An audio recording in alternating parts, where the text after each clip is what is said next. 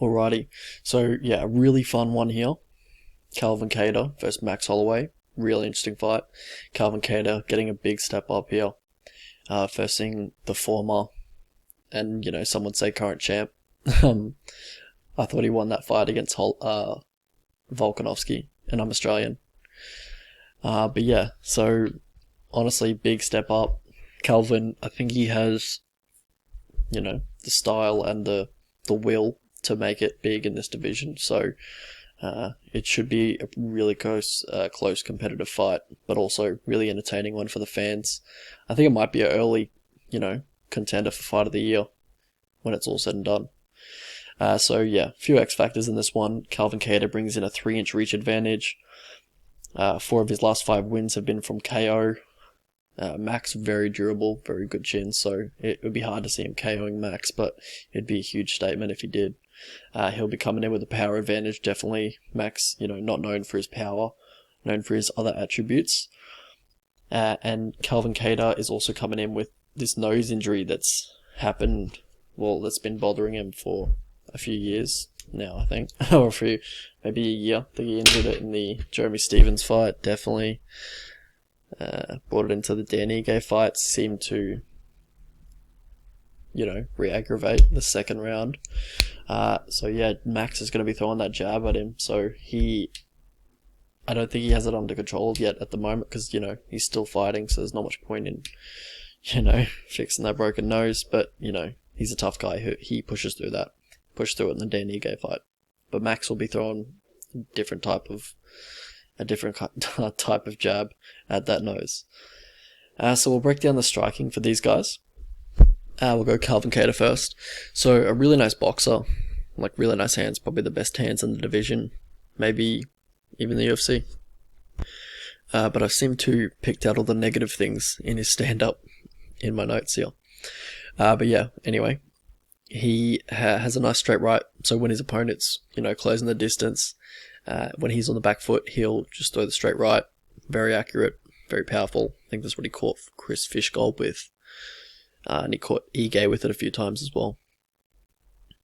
So yeah, one of the best jabs in the division, definitely. He'll double, triple up on it, just to perpetuate his forward pressure. Max will do that as well, but Kattar's jabs have a bit more sting to them. But yeah, so these are other things I was looking at. So he'll switch to southpaw pretty much just to give the opponent another look, just to mentally kind of reset the opponent and make him think about something else, make him think about what punch they can throw while he's in southpaw, but he won't really throw too much offense when he's in southpaw. When he is pressuring, he'll kind of just follow the opponent. He won't cut off angles or, create too many traps for his opponent. He kind of just follows them. But yeah, I guess that will come with time. He'll realize that he could, that would help his game a lot. Also, he can overextend and lose balance on his 2. So since, he's trying to get as much extension to utilize as much of his reach as he can overextend on the 2, and it can leave him, open for counters or a takedown shot. And yeah, we'll go break down Max Holloway now. So he is another guy that likes to fight with his hands.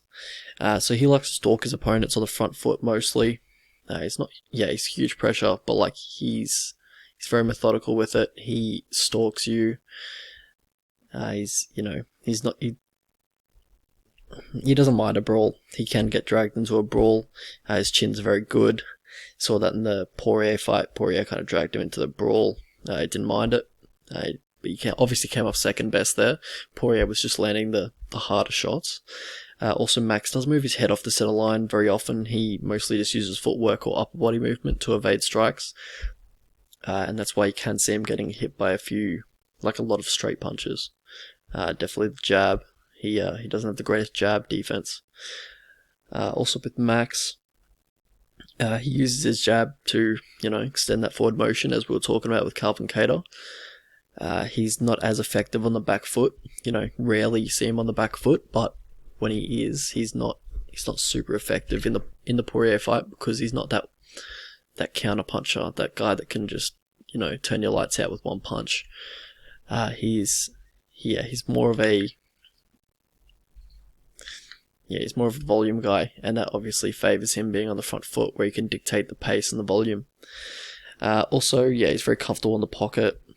His right arm will drop when he's throwing a right power kick or he's throwing a teep or anything like that.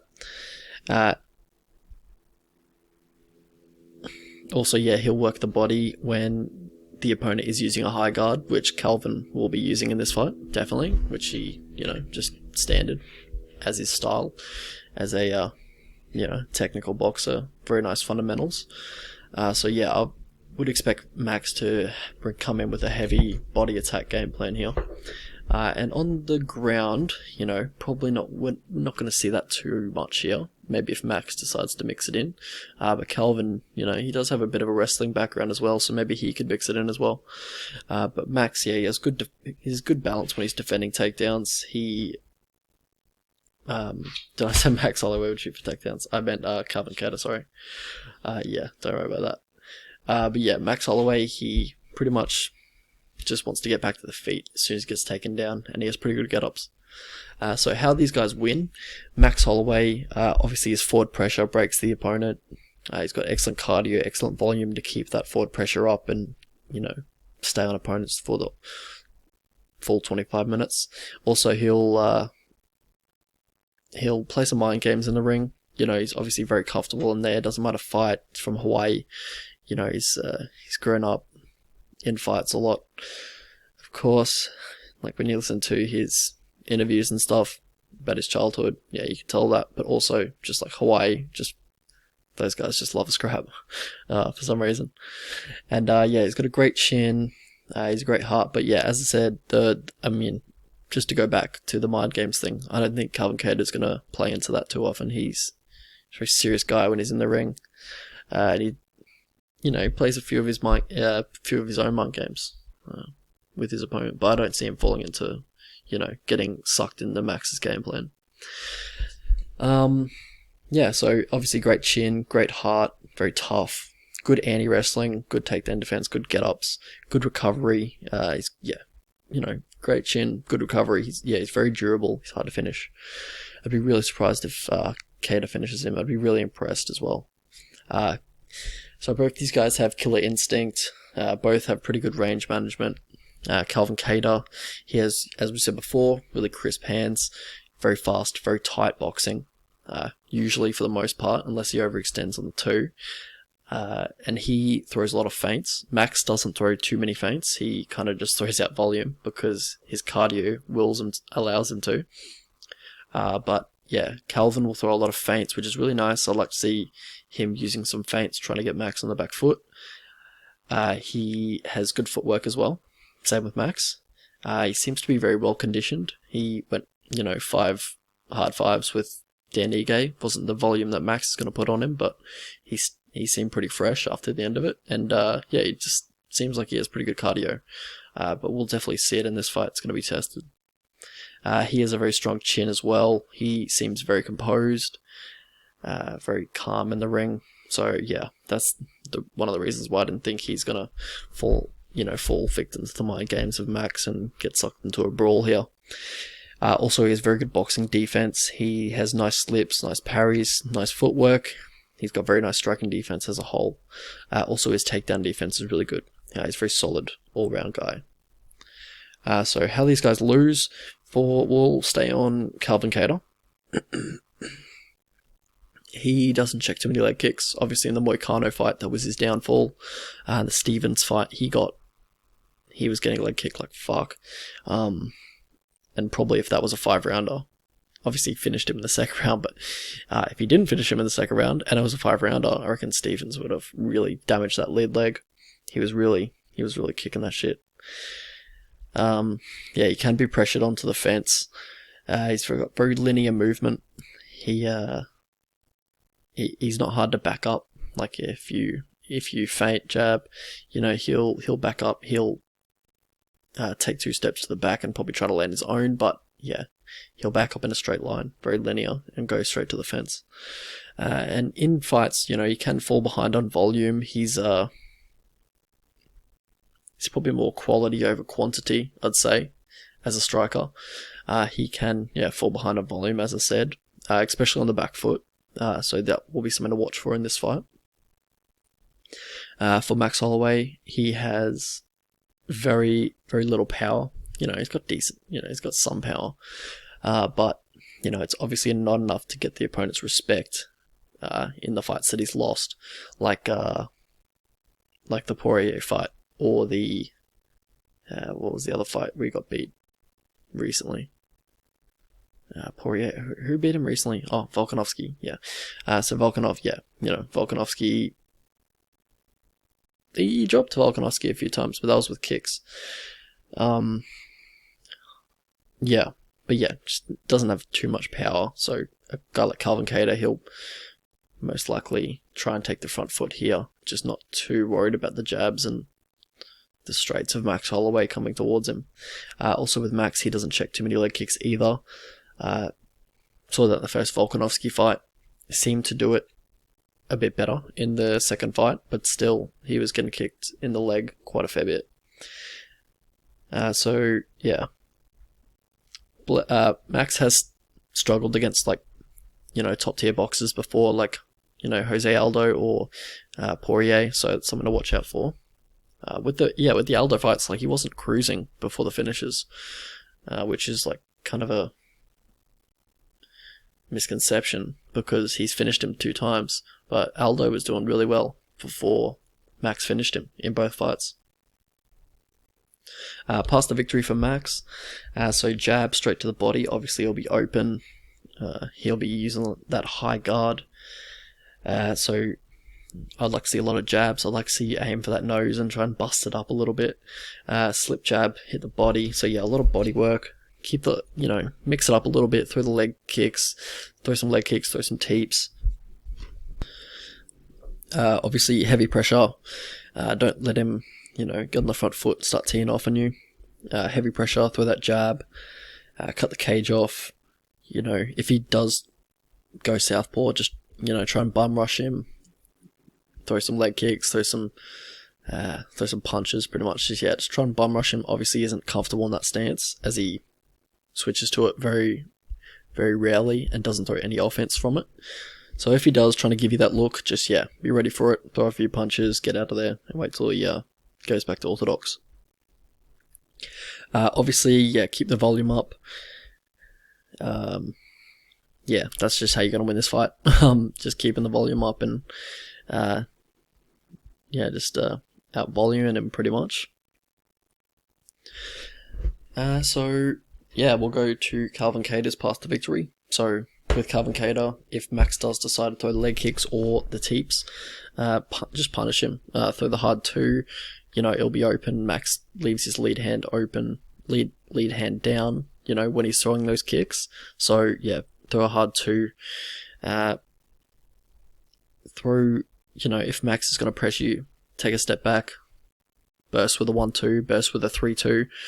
He's done that in previous fights, but also Volkanovski had a lot of success with his technique in the first fight against Max. On the front foot, if possible, Max is a very, very stubborn guy. He likes to take the front foot, but if you can, that'd be great. Obviously, the judges love that, and also, you're much better on the front foot. Maybe mix in some takedowns, just let him think about something else. Obviously you won't be expecting it, but you have that wrestling background, you might as well use it in this fight if the fight's not going your way on the feet. Also, if it is going your way on the feet, just make him think about something else. Try and back him up to the fence, let off some combos. Obviously try and cut off the cage a little bit than you normally do. Also, another thing is don't let Max get into a flow state. So, when he's getting in that flow state, when he starts taunting, when he starts, kind of moving really freely and gets his footwork going, starts feinting a lot more. So, obviously, don't let him get into that state because, he's very dangerous when he gets into that. Just one strike that I'd look for is the naked left hook that Max throws. I'd like to see it countered with straight or a straight elbow, as he did in the Jeremy Stevens fight, because he can overextend with that naked left hook. and he doesn't, he just throws it naked, so he doesn't throw anything behind it like a 2. So yeah, just punish him for that strike if he's going to throw it against you. Alright, so how I see this one going, I think it's a very interesting fight at 145. Winner probably gets a title shot, after Ortega. So I see Holloway controlling the pace, and, the volume probably. I think Kattar's boxing is very good, but not as effective on the back foot, which he most likely will be on in this fight. I think it goes the distance because I think they're both very durable. I think they got both very good chins. But in my opinion, the odds were a little too high for Kattar. I believe Holloway will still win. I've got Holloway by decision, in my opinion, just because the forward pressure, the volume, the kicks, but Kattar can definitely hurt him. I think it's going to be a really competitive fight. I think it's going to be more competitive than the betting line indicates. But yeah, in my opinion, Holloway's probably going to win just on volume and just imposing his pressure just on Kattar. Kattar's going to be looking for those counter shots, hitting him with a good bunch of nice boxing combinations. But I just don't think it's going to be enough to get the victory. But this line way too wide. I think Kattar has a much better chance than this line is indicating. So yeah, anything still 140, 145. If you can get that, that's good. Yeah, anything above 135, I think is still value. I think Max probably wins this 55% of the time. Kattar wins this 45 because yeah, Kattar can definitely take the front foot, start teeing off, getting his combinations going. Once he lets his hands go, he's very tough when he starts throwing combinations. Very nice combinations. So yeah, the bet, let's see, any other props we got here. Holloway decision probably happening, but it's pretty close to the money line. Kattar by decision, $5. It's not bad. It's not bad, but the money line's pretty good, so I'd just stay on that. Yeah, so that's pretty much what we're looking at. In my opinion, yeah, Holloway wins, but Kattar is definitely in the value side right now.